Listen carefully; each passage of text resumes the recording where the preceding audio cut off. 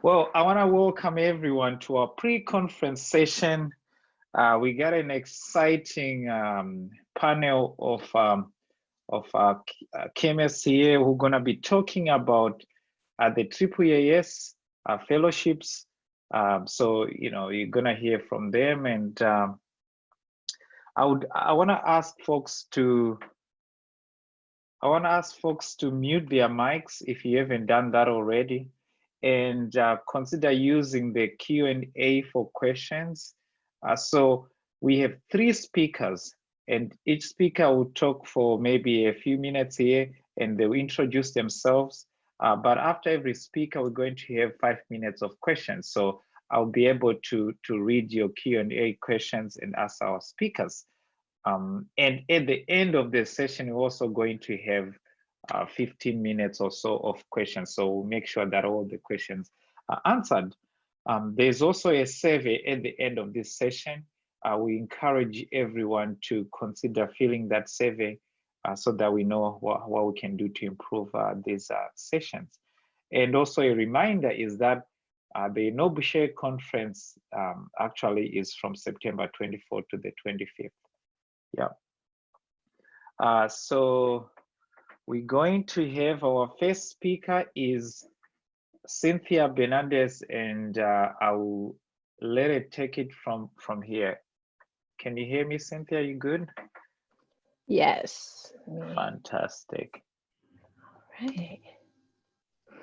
All right, awesome. Well, hello, everyone. I am Cynthia Bernardes with the AAAS Science and Technology Policy Fellowships. I'm excited to be here and to share this opportunity with NOBCChE community.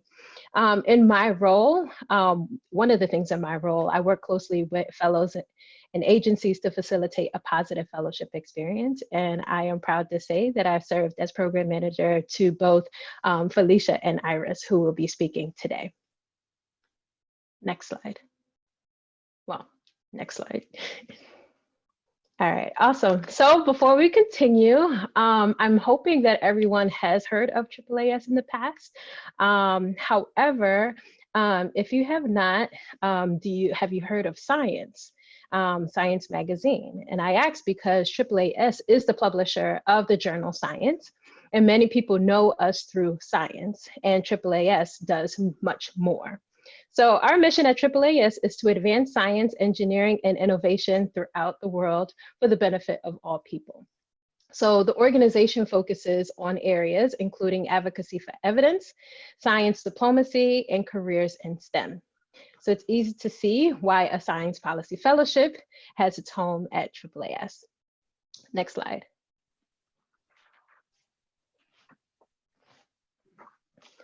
So what is the AAAS S&T, or Science and Technology Policy Fellowships? STPF for short provides opportunities to outstanding scientists and engineers to learn firsthand about policy making while contributing their knowledge and analytical skills to the federal policy making process. So fellows serve year-long assignments in the federal government in Washington, D.C. Each year, the program adds to a growing core of over 3,400 strong policy-savvy fellows and leaders working across academia, government, nonprofit, and industry to serve the nation and the world. Next slide. So why do we operate a science policy fellowship? Well, because scientific and technological information is critical to developing good policies, and it is mutually beneficial. So host agencies and office gain access to talented scientists and engineers across a range of career stages and backgrounds. Fellows gain firsthand experience on how the federal policy system operates and how sometimes it doesn't, and an understanding of how science can support decision-making and implementation. So as mentioned, all fellowships are year-long opportunities, with the exception of the Executive Branch Fellowship. Most Executive Branch Fellowships have the opportunity to be renewed for another year. And just going through the eligibility criteria, applicants must be US citizens, not be full-time federal or AAAS employees, and have a terminal scientific degree in either social or behavioral sciences, medical or health sciences, biological, physical, or earth sciences, computational sciences, or mathematics. Or applicants can have a master's in engineering, but must have 3 years professional experience. Next slide. So we offer fellowships in 4 different areas, 4 different program areas. One, the executive branch, the legislative branch, the judicial, and we also have a Roger Revell Fellowship. So within the executive branch, fellowship opportunities in this branch are most numerous. And of course, lots of fellows, you may have heard a lot of fellows, matriculate through the executive branch fellowships. Fellows contribute to policy, administration, and implementation in the federal agencies. Then we have Congressional Fellowship, or the legislative branch. The Congressional Fellowships, fellows serve or spend a year on Capitol Hill. They help to research, develop, and draft legislation, and provide input to policy review and oversight. One thing to note, that AAAS sponsors 2 congressional fellows or placements each year. However, additional congressional placements are available through approximately 30 scientific partner societies, such as the American Chemical Society, American Sociological Association, etc. So individuals are encouraged to apply to our fellowships, to AAAS, as well as to the partner societies for which they qualify. Partner Society Fellows have access to STPF professional development resources, which I will discuss later. Next, we have the, oh no, you can stay on that slide, thanks. Next, we have the judicial branch. It's sort of still in its infancy. We started in 2014. And so fellows spend, only 1 fellow is awarded the fellowship each year. And so fellows spend a year at the Federal Judicial Center, which is the research and education agency of the judicial branch. So it's a resource really used by federal judges. So a judicial fellow, really it's sort of customized, their fellowship is customized based on their background sometimes, but fellows contribute his or her scientific and technical expertise to federal court staff, to judges through education programs, through legal reports and other mediums, depending on the need, while also learning firsthand about contemporary policy issues facing the courts. And then lastly, we have the Roger Revell Fellowship, which is in recognition of Roger Revell, a renowned statesman of science. This fellowship is offered every 4 years and is designed to provide a unique opportunity for a fellow to understand and address global stewardship issues. So 1 person is awarded every 4 years, but this Revell Fellow of any scientific background help host offices better employ scientific and technical knowledge in environmental policy making. So fellows may be placed in any branch of the federal government or at a nonprofit or another approved organization. And this fellowship is open to applicants with 3 years postdoctoral degree professional experience or 6 years of post-degree professional experience for applicants with masters in engineering. All right, next slide. So in addition to the fellowship placements offered through AAAS, as mentioned, we also work with nearly 30 partner societies. And as I mentioned before, the partner societies offer congressional placements, but also some may also executive branch fellowship placements. So it's worth looking into the partner society's site for more information. Each partner society has its own eligibility guidelines, application process, and selection criteria. There's a list of partner societies on our website, AAAS.org/STPF. And I encourage you again to review these and to contact those you wish to learn more about. And you can apply to STPF and as many partner society fellowships as you are eligible. All right, next slide. So the photos that you have in front of you. Actually, let's see. So the fellowship program has a history of more than 47 years. Here we have the outgoing, or they've already outgoing, but this was the 2019-20 class. And so each fellowship experience is unique in some way. So this picture represents 273 monumental experiences impacting science and policy. So scientists and engineers, of course, as I mentioned, contribute their skill sets and training to hundreds of policy issues. They learn the impact of policy and can ultimately have an effective science policy in lives and all over the world. And if you click one more time, Lloyd. Yes, this was our first class back in 1973, congressional class. And so that's 7 folks. So you can see how we have grown over the years. Next slide. So in addition, so professional development opportunities. So in addition to your full-time position within the federal government, STPF supports fellows through a formal professional development program. So we recognize that the fellowship is a year of service and learning. So the professional development kicks off with a 2-week orientation in September. We just completed our virtual orientation. Wow, which actually went very well, I must say, but it is an intense overview of our federal government and a chance to network and bond with fellow fellows. Following the orientation, STPF offers monthly professional development workshops that focus on 4 learning objectives to support fellows during and following their fellowship. These objectives include policy and the federal government, communication, leadership, and networking and career strategies. In addition, fellows receive training funds, which can be used to work with STPF approved professional career coaches, which we started last year. So we're really excited to continue to have career coaches for our fellows. Next slide. So what, if this sounds interesting, what can you do to begin right now to have to be a strong candidate for the fellowship?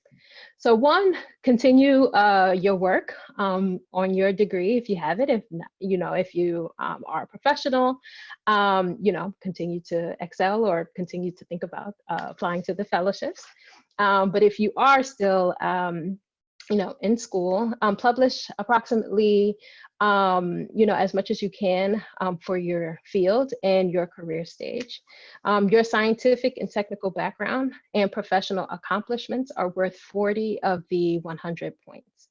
And as you can see in the slide, how do you become a well-rounded applicant? So our selection committee members look for the following. So your leadership skills, your problem-solving abilities, your communication, interpersonal outreach skills, your commitment to AAAS and the fellowship's mission, explore your policy interests. So in any way that makes sense to you, connect where you've been and where you want to go.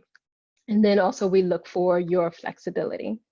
Additional details about each of these characteristics and how applicants are reviewed can be found on our website, which we'll share on our final slide and send to you after the event. Next slide. All right, so these are important dates to consider. So the application cycle is open through November 1st. If you apply this year, you'll go through a review. Well, we'll go through the review. And then there's also an interview process that will last through the spring of 2021. And if you are offered a fellowship, it begins September 1st, 2021 and conclude August 31st, 2022. Next slide. And then finally, keep in touch with STPF. This is our email, our Twitter, our website.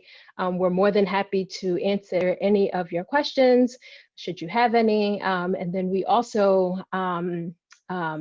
sometimes we have the opportunity of fellows to directly communicate with applicants in order to, better support an applicant through the process. So again, I encourage you to stay in touch with STPF.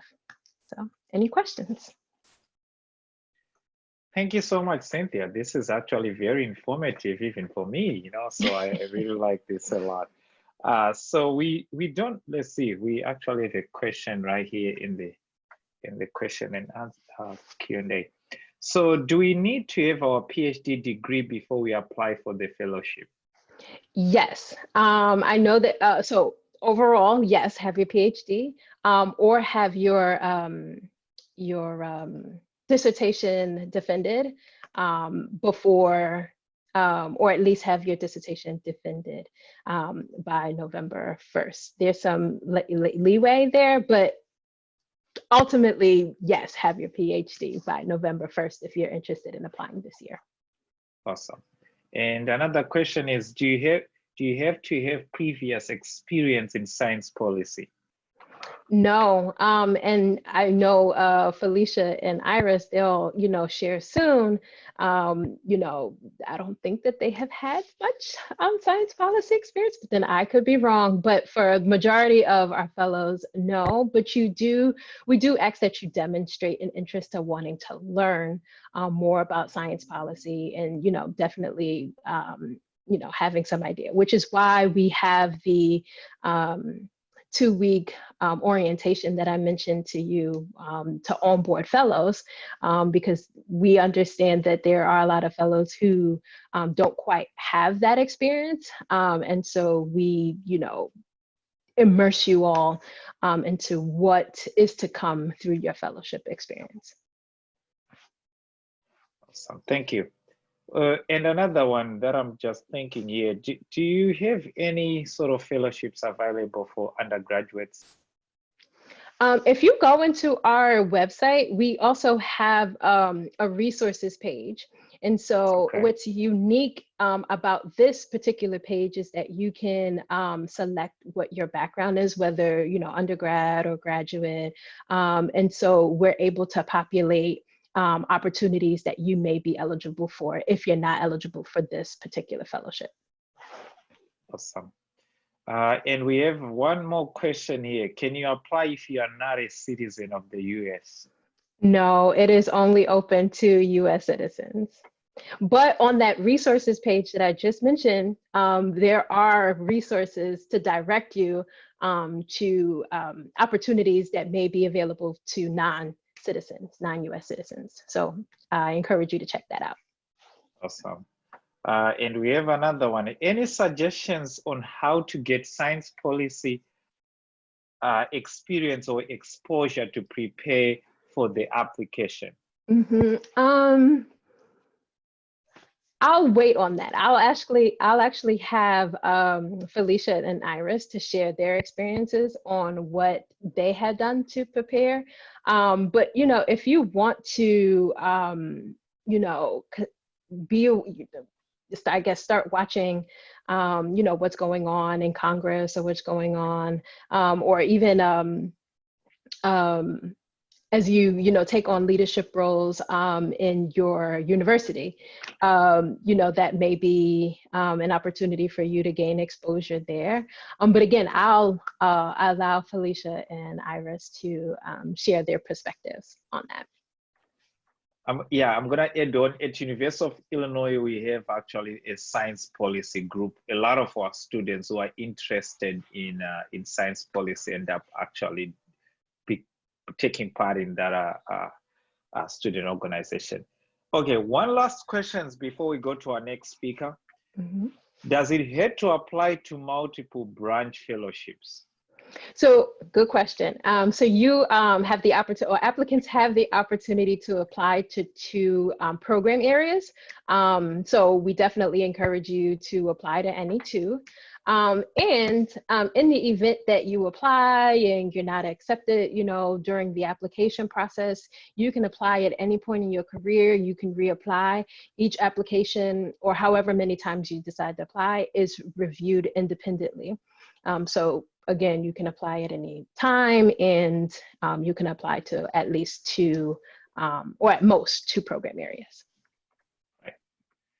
Thank you so much, Cynthia. I think we're going to have more questions for you at the end of the session. Mhm. But now our next speaker is going to be Dr. Iris Workstaff. Iris has been very involved in NOBCChE for a long time, I think longer than I have, right? And I won't go into the detail of her amazing resume, but she's going to go into details about that in a second. So please, let's take it from there.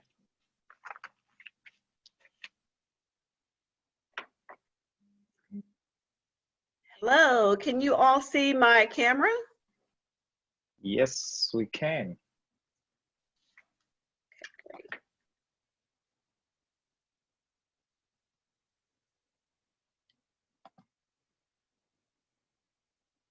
Great. Okay, so thank you, Lloyd. I'm Iris Wagstaff, as you said, and I am currently serving as a STEM program director in the Diversity, Equity, and Inclusion Department of AAAS. And I am a 2015, 2017 fellowship alum.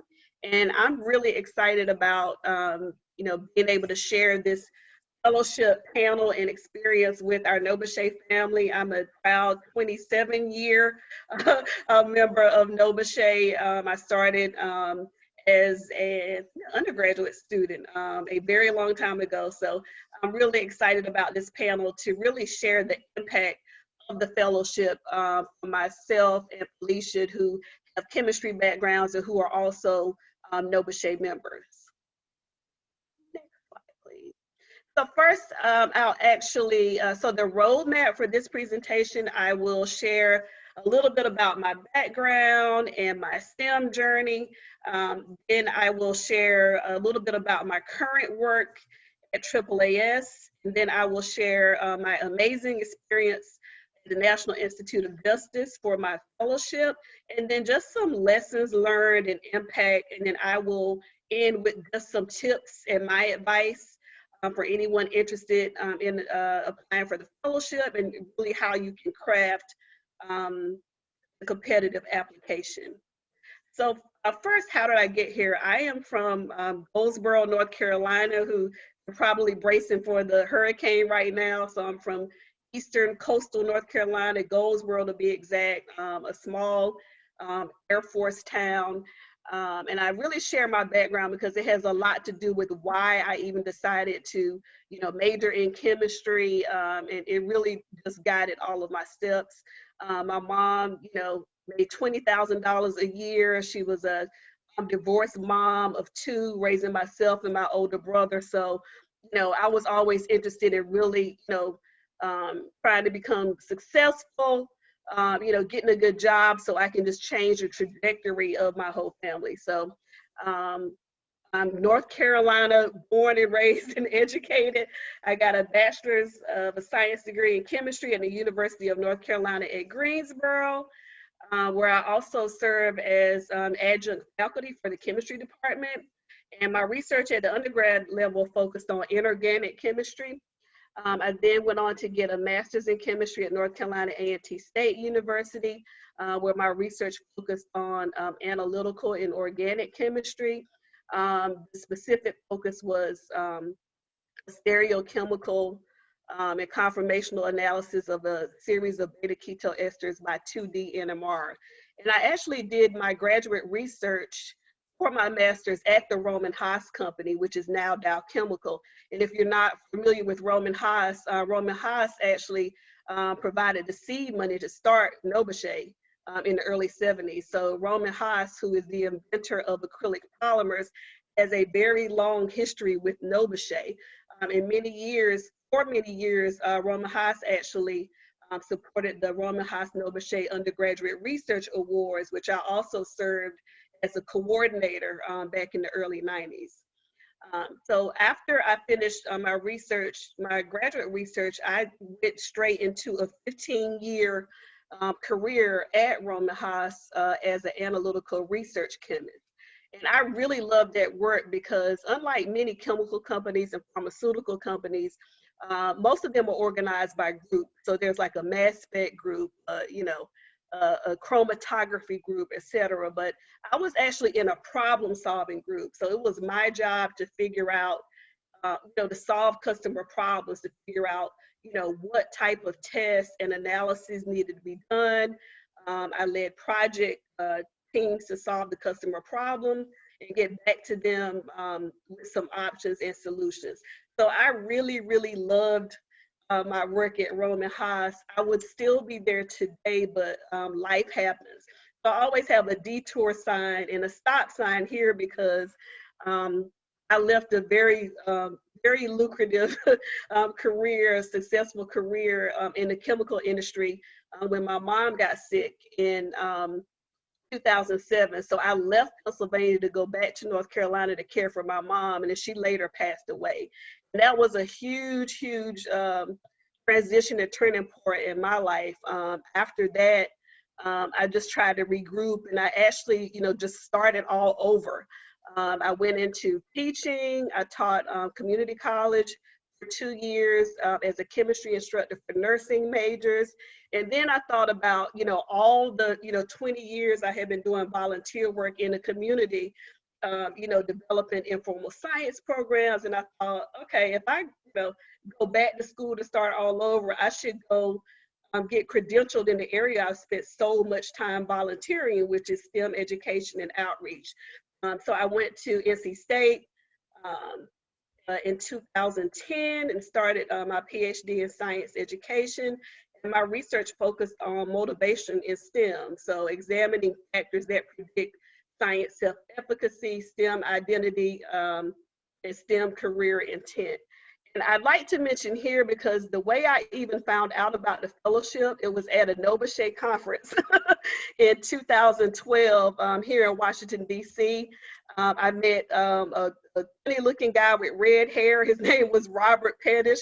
And I was like, what is this fellowship all about? So back in 2012, you know, 2 years prior to me finishing my PhD, that's when I really learned about the fellowship. So I always say it's never too early to start preparing for the fellowship and, you know, start reaching out to current and alumni fellows and learning, you know, as much as you can about it. So even if you're, you know, just starting your PhD program, it is not too early to learn about this amazing experience.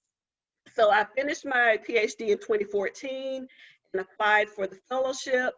And I will share, you know, some more details about my work at the DOJ. So I served from 2015 to 2017.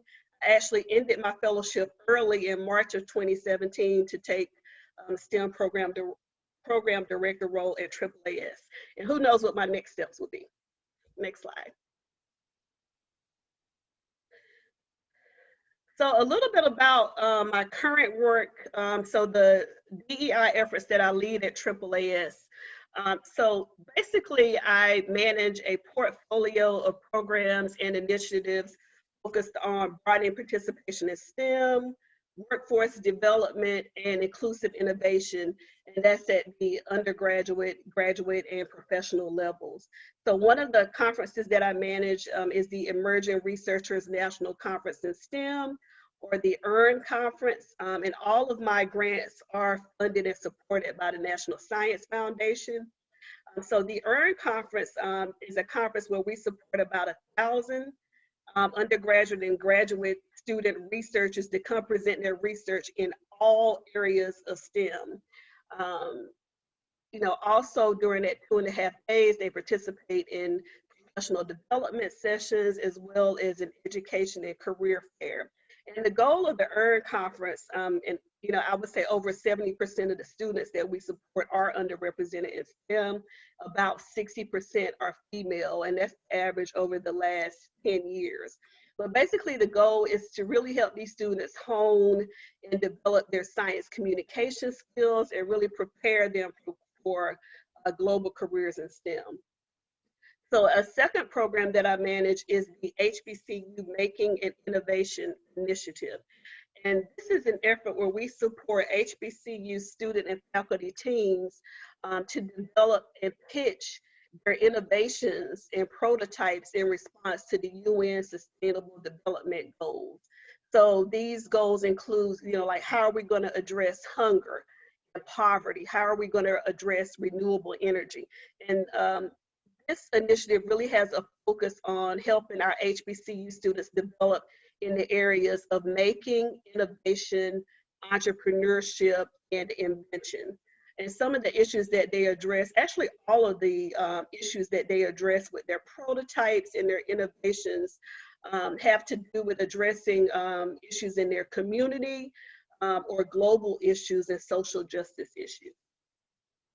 So a third program that I manage, just to give you, an idea of the variety of the types of programs, is the STEM initiative. And STEM stands for Scholarships in Science, Technology, Engineering, and Math. This is an award by NSF that's awarded actually to the college or university. So if students are interested in this scholarship, you actually have to go to a school that has this award. But it basically provides a scholarship to undergraduate and graduate students in all STEM areas. And the initiative that I manage for this particular program is to really support the PI, or the principal investigator community. So for the NSF PIs, I develop networking opportunities, ways that they can share best practices and strategies across projects and within projects and disciplines. And we also, actually all of my projects have an annual conference or summit each year. And the picture you see at the top is from our 2019 symposium, where Dr. France Cordoba, director of NSF, gave our open or our welcome. Next slide. Okay, so now I'd like to share my amazing experience at NIJ. I love sharing my experience at NIJ. First of all, because I had no idea what an NIJ was. I had never heard of the National Institute of Justice.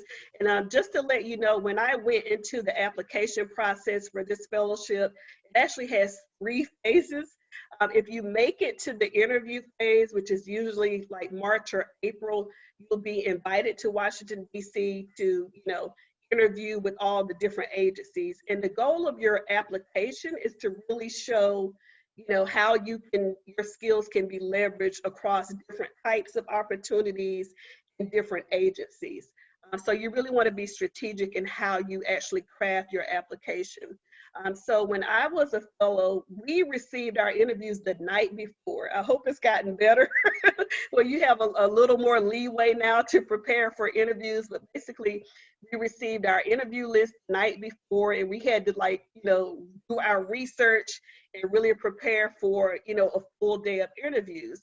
So when I received my interview list, I think I had 8 interviews with the National Science Foundation, 1 with NIH, and 1 with NIJ. And I was like, what is an NIJ and why do they want to interview with me?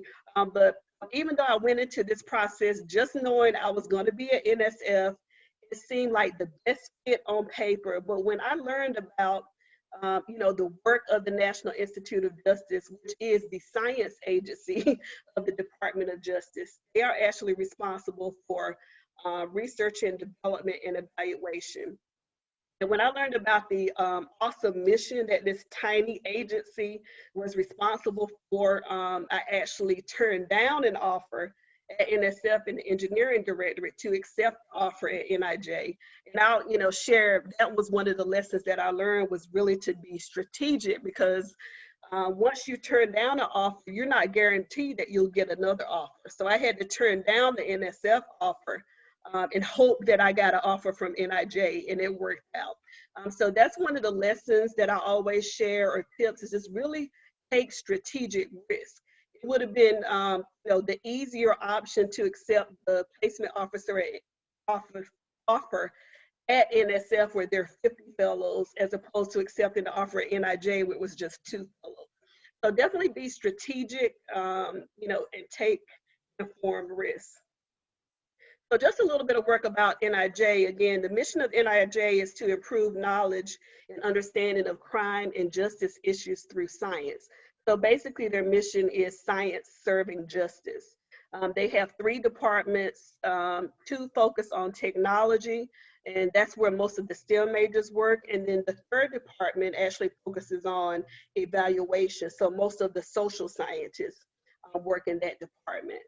So this agency is actually responsible for funding the research that led to the whole revolution in DNA analysis, you know, really advancing the forensic sciences and studying and publishing research on areas like sexual assault, crime, and violence and crime prevention. This office is also responsible for body armor technology, which a lot of people don't know as well. So the actual problem that I was tasked with at the NIJ, initially it was to really diversify their STEM doctoral program. And if you are a PhD student, I would definitely recommend going to the NIJ site to check into their STEM doctoral fellowship because it funds research in all areas of STEM. So if your research has some type of application in the forensic sciences and you need funding to continue your PhD, definitely check into this STEM doctoral fellowship. So that was my initial task, but when I got there, everything changed, and I was literally tasked with, you know, trying to improve diversity overall. So some of the issues were just a lack of diversity within staffing, a lack of diversity with the STEM doctoral fellows, and that includes applicants, also with the R&D grant reviewers, and then grant applicants and awardees, because NIJ provides grants at the local and state level to crime labs as well as other nonprofits and for-profit organizations. So basically what I wound up doing, which was developing and leading an agency-wide diversity and inclusion initiative. Next slide. So some of the challenges and barriers that I want to share is, you know, diversity work is hard. And a lot of times this work is, you know, left to or assigned to the person who's considered diverse. So, you know, a lot of times, especially I hear from faculty members, you know, on top of their teaching and research roles, they're tasked with, you know, these DEI efforts, and diversity work is hard. And one of the hard things about NIJ, you know, unlike an NSF or an NIH, I was literally starting from scratch. There was literally no diversity efforts going on. There was really no appreciation, you know, for why diversity is important. So I really had to start from scratch. Another challenge or barrier that I had to overcome was just the structure, right? So NIJ, you know, is led by lawyers. It's led by the DOJ. So it's not like a standalone science agency, again, like an NSF or an NIH. So I had to learn to work within that structure of being, you know, overseen by lawyers. So another challenge or barrier that I had to overcome is, you know, outsider syndrome. Who is this fellow coming into our agency telling us that we have, you know, diversity issues? And then the final challenge was, you know, misperceptions and myths about diversity and inclusion work, right? So one of the myths was that, you know, if you're more inclusive, then you're somehow sacrificing quality in candidates. Next slide. So some of the strategies that I use to deal with these challenges and barriers, the first one was just onboarding. And that's something that I've always done is whenever I go into a new situation, I listen. I don't talk a lot. I listen, I ask a lot of questions, I observe, and I try to learn from the people around me. So one of the things that you learn as a fellow, and even when you're going through the application process, is, you know, really to do your informational interviews, right? So I would just spend, I think, probably the first 2 or 3 weeks just going around talking to people to find out, like, what exactly do you do? So that was very helpful. Another thing was I found advocates within NIJ and outside NIJ. So within NIJ, I met with the EEO director, I met with you know, other people that had tried to attempt this work before to find out, you know, where did they start? What baseline indicators did they use, and what strategies did they use? So that was very helpful. Also found advocates outside of NIJ. I wound up working with the Office of Science and Technology Policy. I worked with OPM. I also worked with the White House Initiative on HBCUs. So some other strategies that I employed, which we also learned from the fellowship, was just to find common ground, right? To not really focus on the differences, you know, but focus on the things that you have in common. Education was a huge piece. So what I wound up doing was really researching the science of diversity, right? Because there is a science to diversity. And the way I approached my task and my challenges and barriers at NIJ was basically approaching it as a scientist would. So I really researched everything that I could find out about diversity, especially in STEM fields. And I actually, you know, presented the science and the evidence and the research on, you know, why diversity is good, right? Especially in STEM settings and especially in science. And it's not because it's a good thing to do or the moral thing to do. It actually has a business case for diversity. You know, diversity work, most of it actually started in the 70s in the business and marketing areas. So I was able to actually translate that work to STEM settings. And so just a couple of other strategies was just, you know, co-ownership, really asking for input from staff to make them feel a part of the solution. And then always just keeping the goal at the forefront, which is to do and fund good science to advance justice. Next slide. So just some of the results from my fellowship was actually, again, I developed an agency-wide diversity and inclusion plan that's still in place today. As part of that plan, I included metrics and performance indicators so they can gauge how well they're doing on diversity and inclusion initiatives. I put together some inclusive recruiting practice that include, you know, reaching out to HBCUs and MSIs, you know, also professional societies like NOBCChE and NSBE and ACES and SACNAS. I also compiled the research on diversity in STEM. I drafted a diversity statement that's now included in NIJ solicitations. And I also made some recommendations for how they can, you know, continue this work and not, you know, have this solely assigned or be the responsibility of a fellow. Two of the biggest things that came out of this work is I had 2 publications in the National Institute of Justice Journal, and one of those publications received an award. Next slide.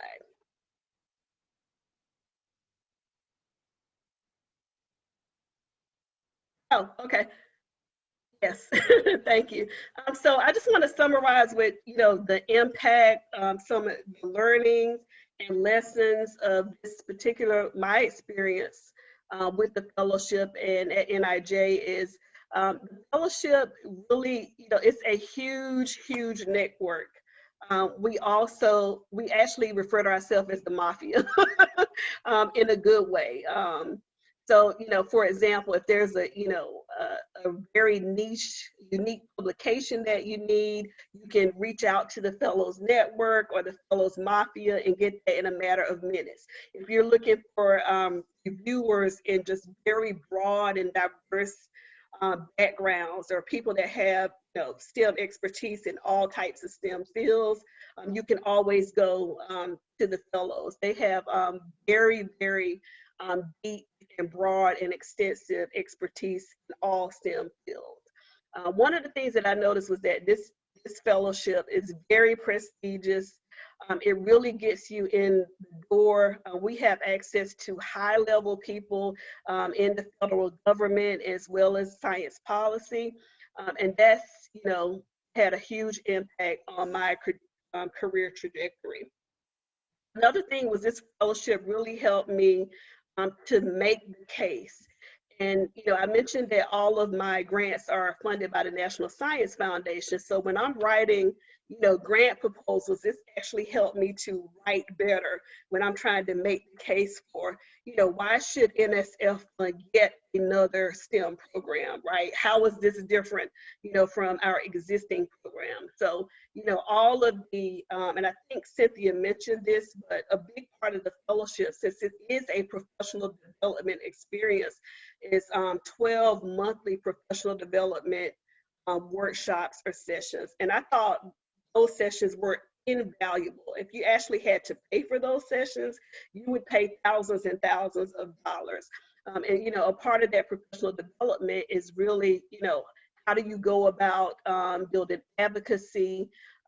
You know, how do you really make the case for whether it's a grant or a program or, you know, some new initiative that you're trying to start. So before I end, I don't have a slide for this, but I do want to share just some tips if you're crafting the application. I think Cynthia mentioned this, but one of them is, you know, really have a strong foundation in whatever your STEM discipline is. That accounts for 40 points, but you really want to show that you are solid in your in your STEM field. You don't have to be a policy expert. You can actually, they will teach you the policy part. Be really strong in your STEM field. When you're crafting your application, really make the case for how you can translate that STEM expertise and background to address the national policy issue. One of the reasons that I wanted to do this fellowship is because there are some critical policy issues like racial and social justice, health disparities, education disparities, broadening participation in STEM that really affect underrepresented minorities in STEM and people of color. And we need to be at the table and engaged in these science policy issues at a high level. So that's one thing that I would mention. And then also, if you do get selected to be a fellow, really leverage that fellowship experience. Most of the fellows that I know of at this fellowship, they found jobs, new opportunities, or actually created their own companies and consulting firms as a result of this fellowship. So really leverage that fellowship experience. I do want to mention some other resources because I get a lot of questions on LinkedIn from undergraduate and graduate students who have not completed their PhD but want to get involved in policy. And I think Lloyd mentioned this also. But one of the things is if you're an undergraduate or graduate student, you can form a science policy club or group or consortium. I presented at NC State for their SciPol PAC group on August 28th. That's available on YouTube. And I also presented on September 10th with Journal Science Policy and Governance on the fellowship if you want to see like more specific details on how to craft your application and all of the different phases of the application process. So you can find both of those online and just really reach out to current and former fellows. You know, especially if you have a certain agency in mind, or if you have a you know, certain type of work in mind. And that's all I have. Thank you so much, Dr. Wagstaff. This is really exciting. I was looking at our Q&A here. I don't have any questions just yet. Well, I think I do. So do you have a few that you were cheated from having an authentic science fellowship experience since you were charged with fixing the diversity problems at NIJ and not what you were originally planning to do? I think I love this question. Okay, I'm sorry, can you state that again? Yes, so the question is, do you ever feel that you were cheated from having an authentic science fellowship experience since you were charged with fixing the diversity problems at NIJ and not what you were originally planning to do? That is a great question. Yes. And I would say, no, I actually think I had a much better experience, because if I had accepted a position at NSF, I know I never would have been responsible for developing and leading an agency-wide diversity and inclusion initiative, right? Because I would have been with 60 or 70 other fellows, and I'm almost 100% sure I wouldn't have been given that huge, huge responsibility if I had accepted the offer at NSF. Was it what I was planning? No. Was I a diversity expert? No. But again, I approached it from a scientific perspective. As I was like, there has to be some research on diversity and how you go about this. And I can share those resources that I compiled, but I basically taught myself. Even when I started the role, my mentor, and I want to acknowledge him, Jerry Laporte, who's no longer at NIJ, but he branded me the diversity expert, and I was like, no, I'm not. And he was like, yes, you are. And I was like, no, I'm not. But I actually wound up being that. So yeah, it was not at all what I planned, but it really has opened doors. I've actually sat on forensic science councils. I contributed to a Washington Post op-ed. I'm doing consulting work in diversity and inclusion for other organizations now, and all of this is as a result of the diversity work that I did at NIJ. That's a really great answer to that one. So I sort of relate with your story because I'm a chemist now actually doing a lot of diversity work, but sometimes it's a matter of translating sort of that scientific background in understanding a different line of work, right? So thank you for sharing that. Yeah. We got another. I want to mention that too, because I forgot to talk about my social scientist life. So I'm a chemist and I'm also a social scientist. And when I left industry, you know, I went through a huge depression, you know, losing my mom, losing, you know, my, you know, great career. And I couldn't understand why NIJ wanted to interview me. And what they zeroed in was the oldest thing on my resume, right? On my CV, thing I had done many years ago. And what they zeroed in was, you know, me being a solid chemical researcher at Roman Haas. And they were like, no, we don't need a policy expert. We need somebody who has a solid foundation in chemistry.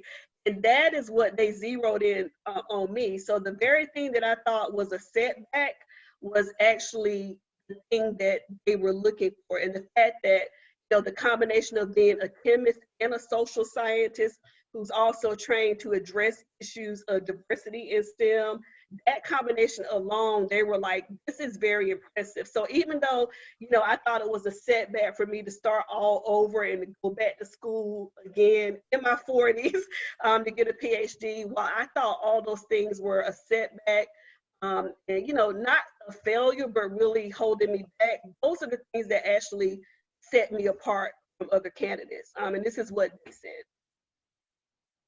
Thank you. This is awesome. We got another question for you. On the application, are we able to indicate that we want to be considered for specific agencies?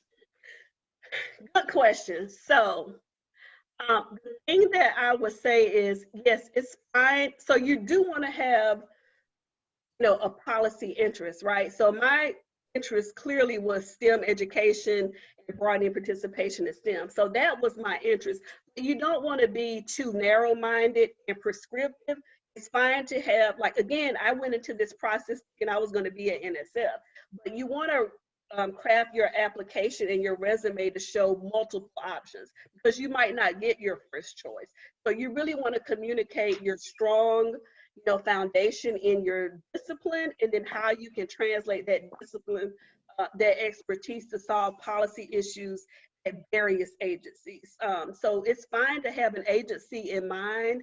And like I said, I went in thinking I was going to be at NSF because it was a great match on paper. But you don't want to be pigeonholed or limited to, you know, one or two agencies. You want the person reviewing your application to see, oh, this person is strong in this discipline, but they can fit at an NSF, they can fit at DOE, they can fit at, you know, the State Department.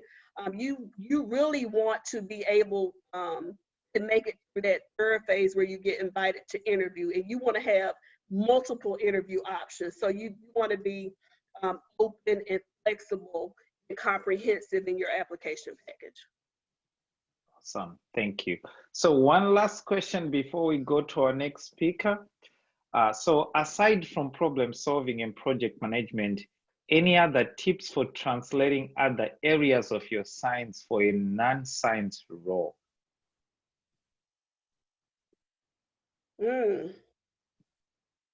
I think just really, doing some self-reflection and evaluation, and especially in the policy arena, people think that they need to be, policy experts. But if you've ever, written your congressperson, or if you've ever discussed an issue with a friend, if you've ever blogged about an issue, you're already engaging in policy. So I think one thing that's really key is to recognize that a lot of the things that you're already doing or have done are actually policy related efforts. So just kind of recognizing, what your full package is, and really trying to like leverage and highlight the things that set you apart.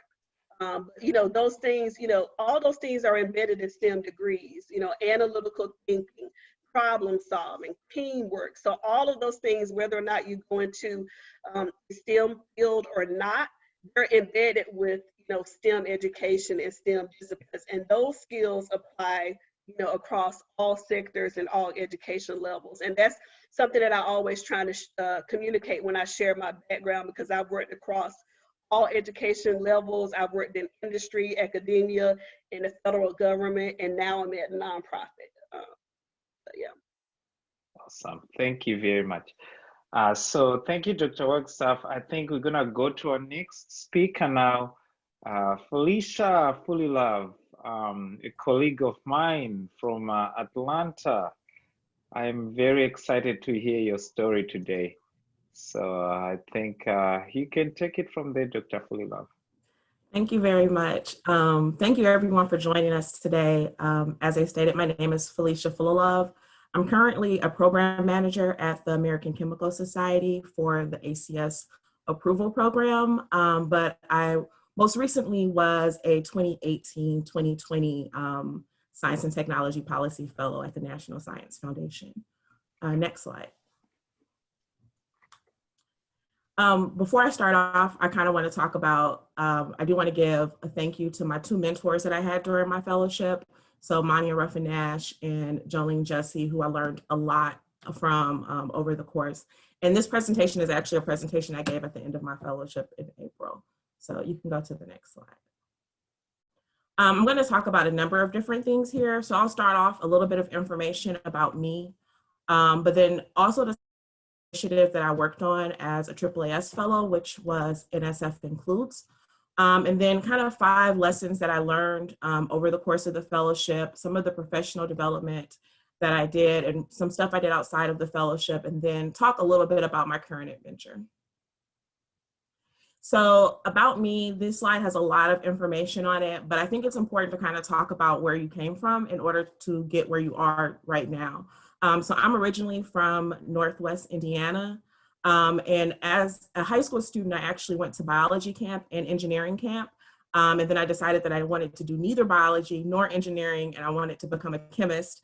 And I went to Butler University, where I was a chemistry major, but I was also really involved in a lot of other programs outside of my major. After I left Butler, I went to Emory University, and at Emory, I was working on my PhD. I worked on my PhD in organic chemistry, and specifically I was studying reaction progress kinetic analysis for dirodium carboxylate catalysts that are used for CH functionalization. It's a lot of words, but I was in a synthetic organic lab, but I was technically doing chemical engineering. And so even though I said I didn't want to become an engineer, a lot of my actual research was more in the chemical engineering realm. And my experience as a graduate student was really the first time where I had to take myself and teach myself an entirely new technique, because this was something that no one else in my lab was doing. And the professor that I was actually working with was in California. And so I had the opportunity to spend some time in California during my PhD. And my PhD advisor is also the director of a large NSF center, so the Center for CH Functionalization. I mentioned that because that was a really important lesson in learning about how to work collaboratively with other universities, other researchers on a large scale. So after, while I was at Emory, I actually worked a lot with NOBCChE. So I was the communications director when I was a postdoc, and I did my postdoc in science communication, but also in inorganic chemistry. When I left Emory, I went to Spelman College to be a lecturer in organic chemistry. And I think this was also a very pivotal part of my career, where I had the opportunity to work a lot with undergraduates, specifically working with Black women and the barriers and the issues that Black women face in the sciences. I was able to do some undergraduate research. I was also able to chair the 2017 NOBCCchE conference. And so I will say my experience with NOBCCchE was pivotal in me actually applying for the AAAS fellowship. So I first heard about the fellowship when I was maybe a first or second year graduate student. But then I heard about it again at the NOBCCchE meeting, and I met a couple of former fellows or individuals who were applying for the fellowship. And so I always kind of had this fellowship in the back of my mind. I did not know exactly when I would apply for it. One of the things I really liked about the fellowship is that you did not have to apply within a certain amount of years after your degree. A lot of fellowships, you need to be within 3 years, within 5 years, but this was pretty much any time in your career you could apply for this fellowship. And so when the time was right for me, and it really made sense for me, I went ahead and applied for the fellowship, and I ended up at the National Science Foundation. Next slide, please. So I will note that Iris kind of talked about that you receive your application or your interview information like the night before. That has not changed to my knowledge. In 2018, we also received where we were going to interview about like the night or so before. And so my interviews were split between the National Science Foundation and the National Institutes of Health. And I really was unsure of where I wanted to go because the interviews that I had were kind of broad. Some of them were focused on STEM education. Some were focused more on my technical skill set. So they really wanted, I think I interviewed with like the dental wing of NIH, and they wanted someone that was specifically a chemist that could talk about some of the technical work that they were doing. So I think one of the really great pieces of advice that former fellows gave, and as a former fellow now I would give, is that you have to be very broad and open in terms of what you're interested in. And I think you'll see like, why is this group, why do they want to interview me? And you'll learn that it may be some like really special technique that you know a lot about, that they're interested in having someone in their group or in their office to work on. Ultimately, I chose to go to NSF.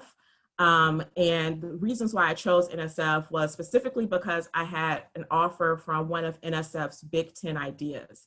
And so back in 2016, the then NSF director, France Cordova, had identified 10 areas where she really wanted the foundation and also the overall scientific community to kind of look and do work in. And one of those areas was broadening participation in STEM education. And so that was something that I was interested in. And NSF Includes was an opportunity for me to work on a large kind of national initiative on broadening participation in STEM and look at some of the barriers and also challenges and successes of working collaboratively across different fields. So next slide, please. So just a little bit about NSF Includes if you have not heard of it or you're not aware of it, but it is a national initiative designed to enhance US leadership, focused on diversity, inclusion, and broadening participation in STEM. And the important really terminology here is at scale. And so NSF has funded several programs over the course of its existence focused on broadening participation. And really what makes NSF Includes unique is this ideal is that it's really interested in broadening participation at scale. Next slide, please. And so really the ideal is to help the STEM enterprise work collaboratively. And so the ideal is that professionals in STEM, industry, academia, everyone that's a part of the system working together to help develop a STEM workforce that reflects the population of the nation.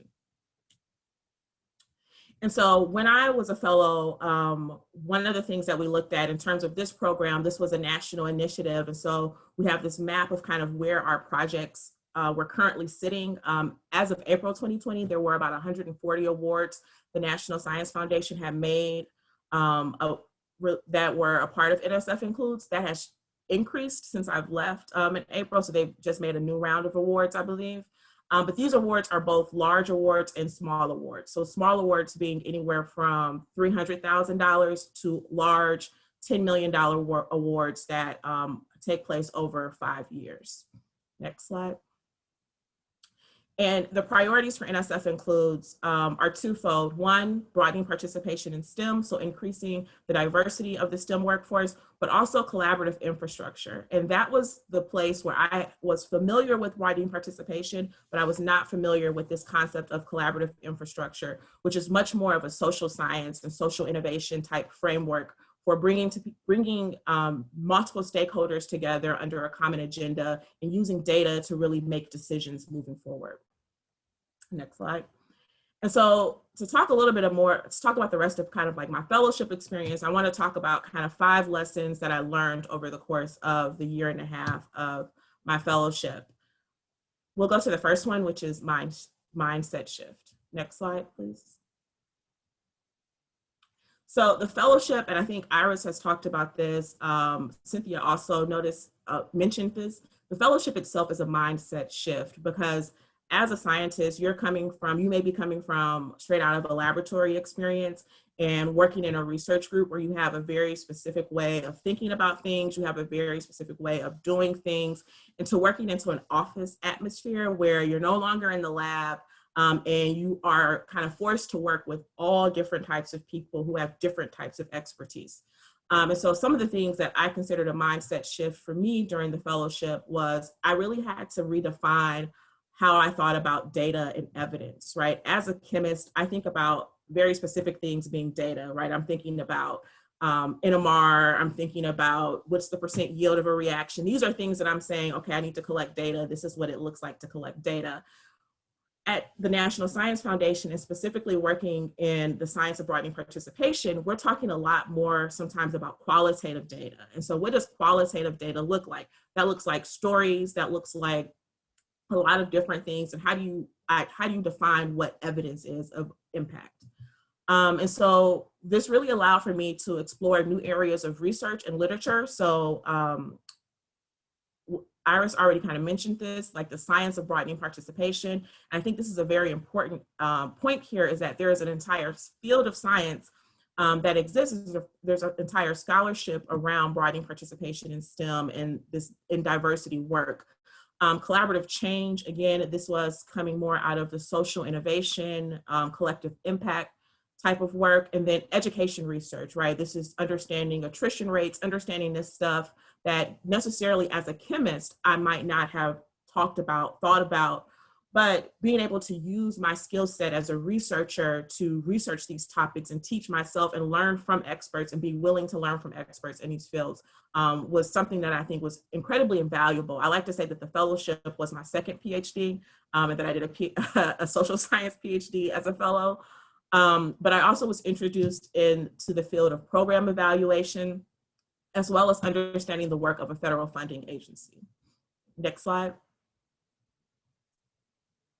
So the second lesson I would say was collaboration, right? As a chemist, I was aware of collaboration. I was aware that, you know, when you work in the lab, you may send samples back and forth when you're collaborating with someone. And even as a graduate student and postdoc, where my advisor was in charge of this very large center, I had an idea of what it looked like to collaborate, but even that collaboration was taking place in the field of chemistry. What happens when you start collaborating across disciplines, right? And that is where it becomes extremely challenging, because you have issues of nomenclature, you have issues of individuals really talking about the same thing, but using completely different language, understanding that we can both be experts, but be experts in different areas and respecting each other.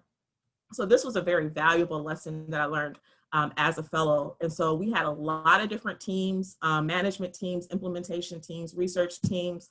I was a part of an evaluation and monitoring group. I helped out with the Hbcu Up program at NSF. I worked with the NSF 2026 Idea Machine, which was a program specifically focused on trying to generate new research ideas by 2026. And then I was also a part of an evaluation learning community. Next slide. The next big thing I think that I learned is that the importance of convenings similar to NOBCChE. One of the things I really took away from being at NSF in my previous experiences were that convenings are a mechanism for supporting researchers and advancing research. So it's a way to bring people together, to foster collaboration. It is a way to advance the field of science. New collaborations, new areas of research can come about from having convenings. And so this is something that NSF is really invested in, is their ability to convene important stakeholders and bring them together to have conversations. And so as a fellow, I was involved in planning a number of convenings. So NSF Includes had an alliance kickoff. This was after we gave large awards to several PIs. We had a STEM Funders Collaborative where we brought together individuals from across the country that are invested in STEM. We had a national network convening, and then I also was involved with the NSF 2020 Idea Machine Award ceremony.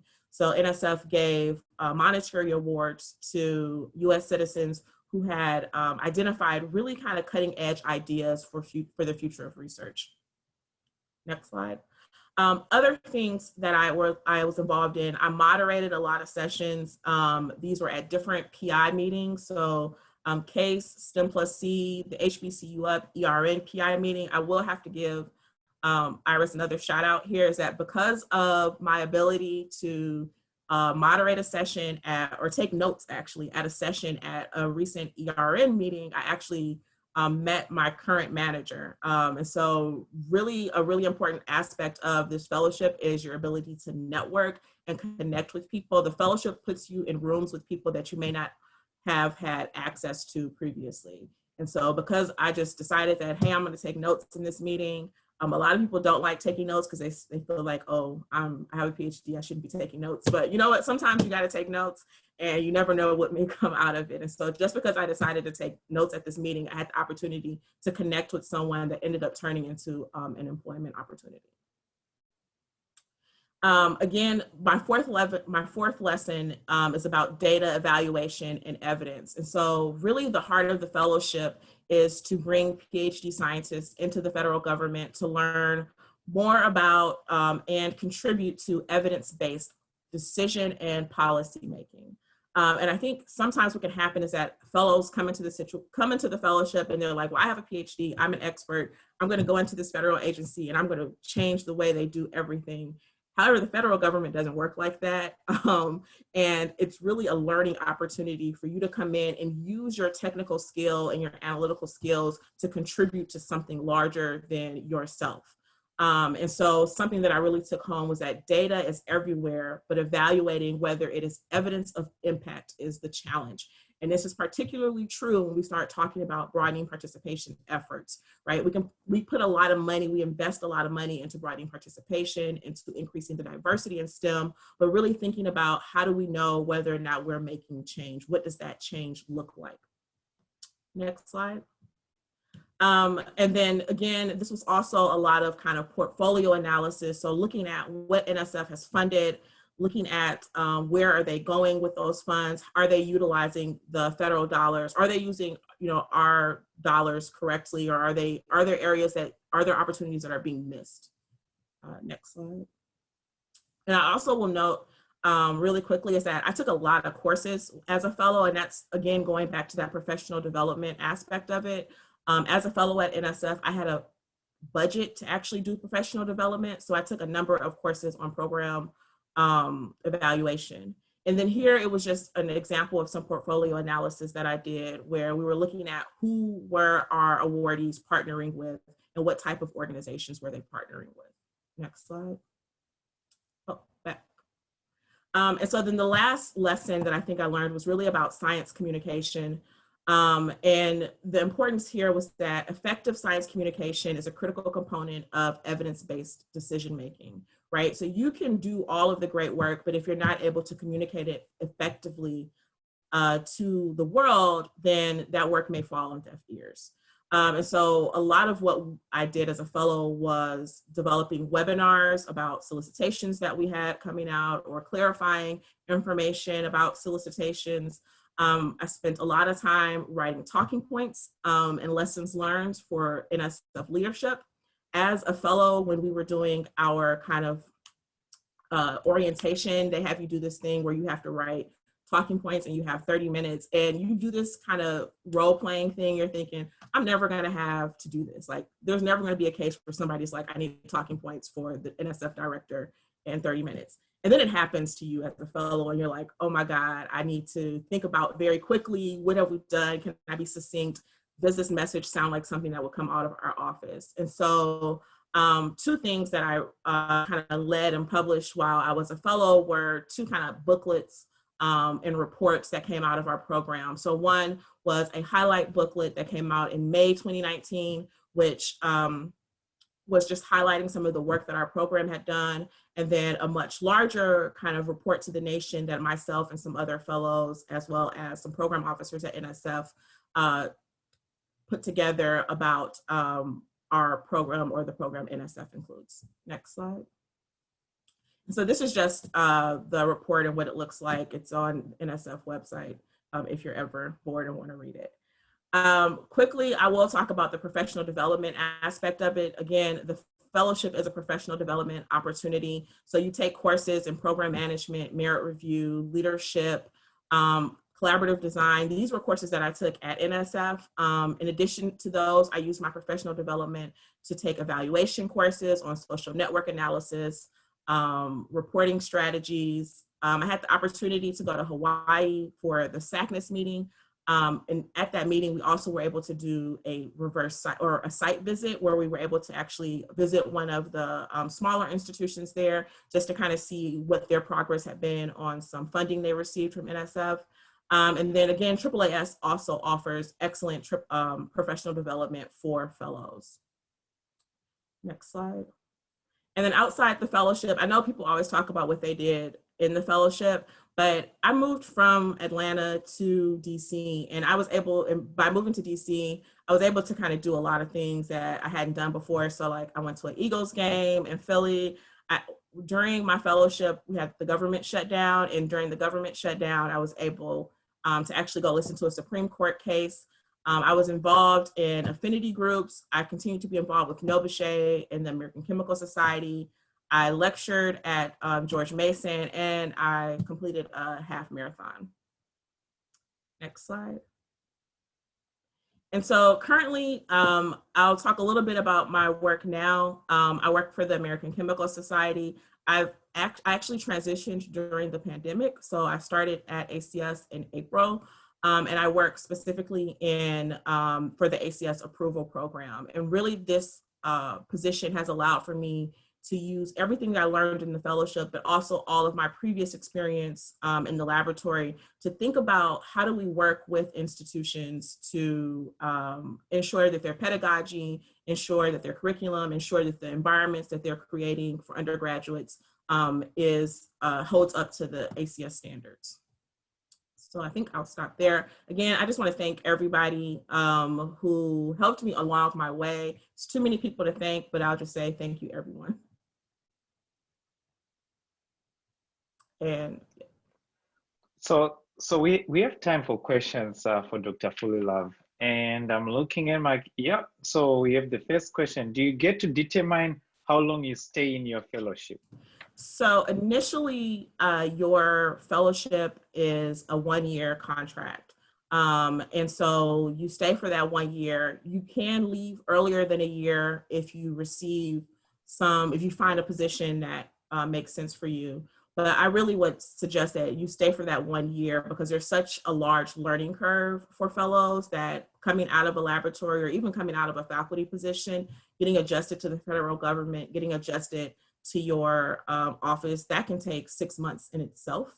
And so you have that 1 year. And then for fellows in the executive branch, as long as you do have the opportunity to renew your fellowship. And so you can renew in the same office, or you can go back into the fellowship pool and interview at in another office or at another agency. So I have another question then. I'm just curious about this. Does the AAAS help you in securing your next job after the fellowship? So I would say not specifically. I will say that in my fellowship year, they started the career coaching, and that was specific for fellows to hire a career coach to help you look for your next position and to tailor your resume. One of the things that I will say is that the network that you have as a fellow is really where most fellows find their next positions. I feel as a cohort or even as a fellowship community, as an alumni community, we really care about what happens to our fellow fellows. So even with myself, where Iris didn't know it, but she really helped me find my next position. Once I became an alumni, I wanted to make sure that other people in my cohort were able to find positions. So anytime I saw a job, I'm like, hey, this job is open and this is the person, you can talk to this person that I know. There's also like a career listserv that exists within the fellowship. So they send out jobs periodically, but I really say that the network is important, and that has been increasingly important because we're in the pandemic and everything went to virtual. And so people in my cohort basically had to scramble and try to find things and not being able to do that kind of face-to-face. Awesome, thank you. The next question, how do I influence my professional societies to sponsor a fellow? Yeah, and maybe this is a better question for Cynthia, but I think you can probably contact them if they're not already on the list. You may want to contact them, but Cynthia may have more specific advice for this one of how do you get them to sponsor a fellow. Cynthia, you're still online, right? Yes, but Awesome. I wanted the question to be focused on Felicia, and then I'll come in to address all of the other issues that were spoken about before. Awesome. I think that's what I have right now for Felicia here.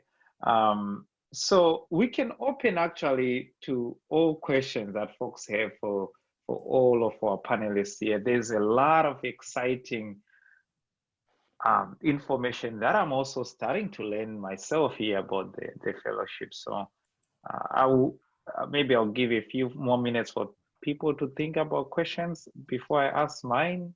Oh yeah, and so as we are allowing the folks to ask questions, I will address or answer some of the questions that have come up. Yes. That has come up. So in regards to, first and foremost, I want to say that this opportunity is open to all folks or all fellows with Ph.D. in the sciences and at any career stage. So you don't have to be fresh out of postdoc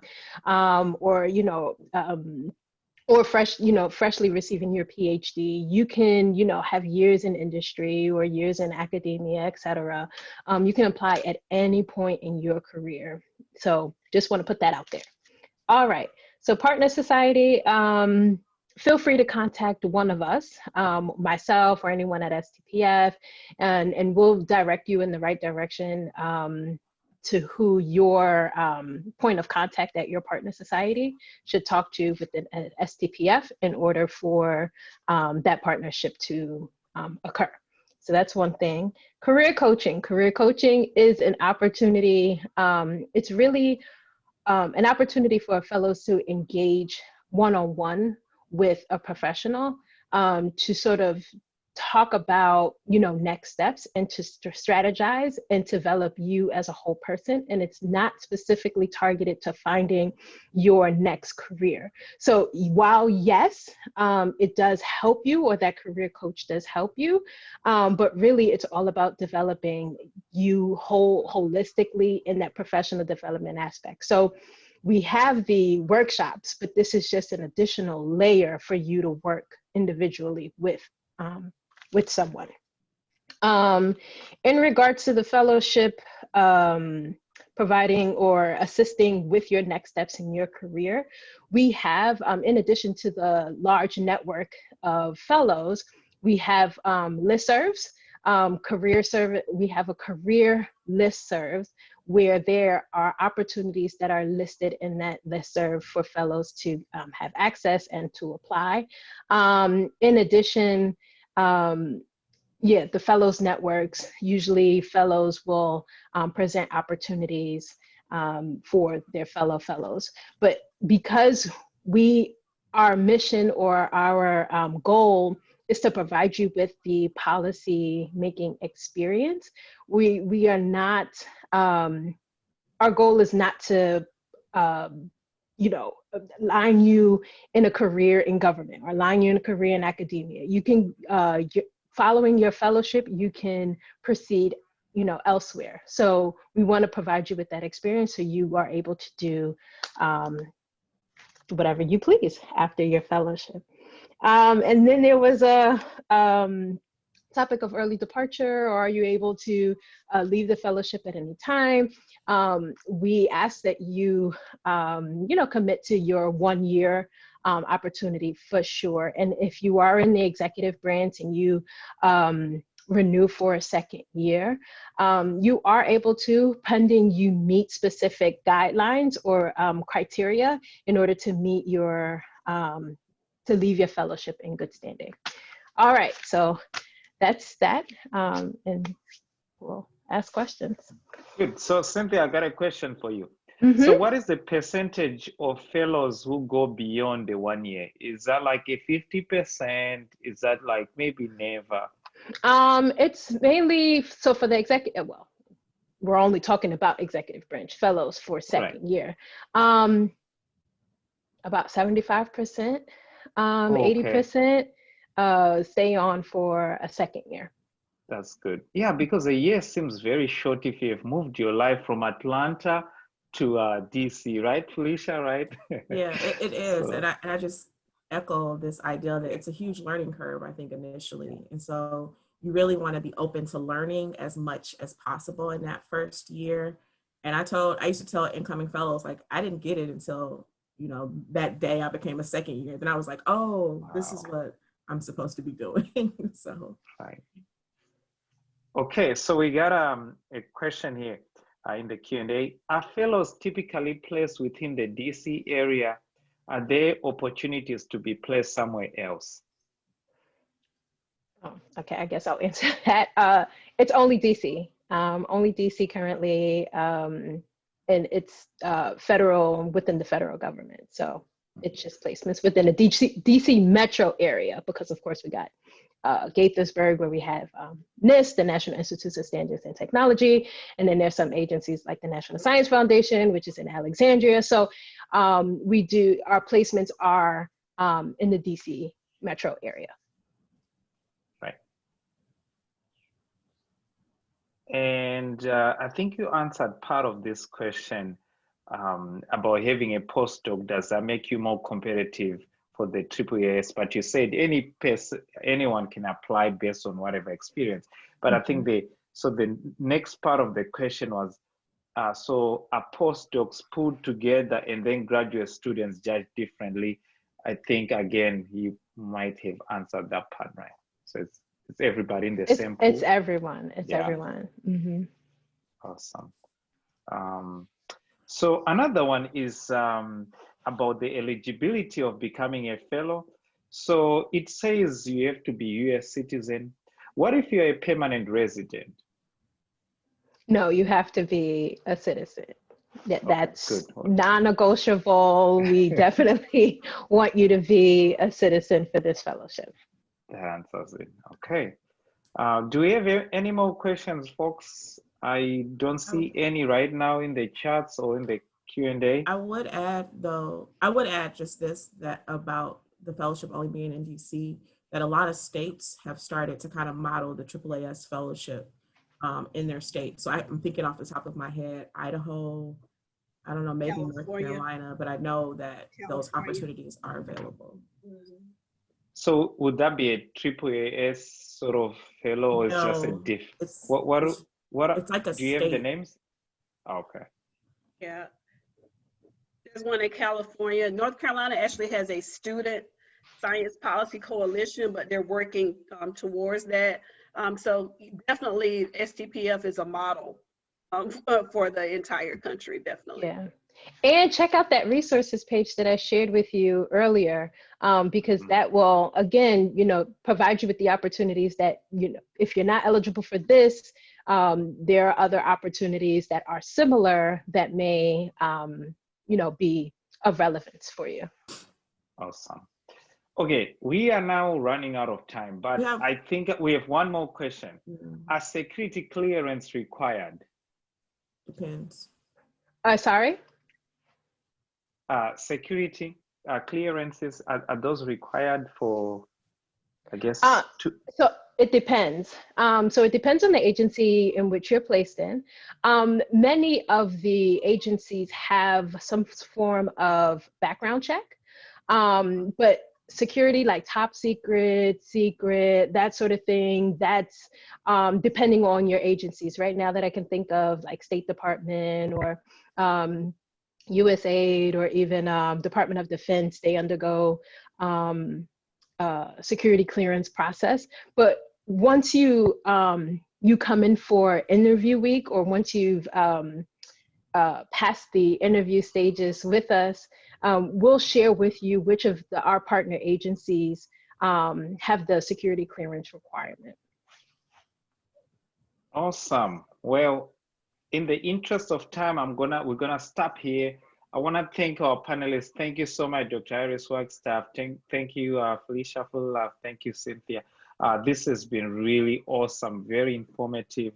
I want to remind folks that are joining right now that there is a survey at the end of this workshop that you can sort of take. And if you don't see it, I think you can also access it on the website where you joined this webinar, right? And you can give us your feedback.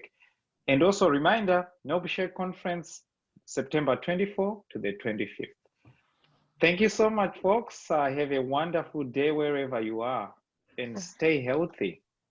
For sure. Thank you. Thank you for joining us. Awesome. Thank you. Bye-bye.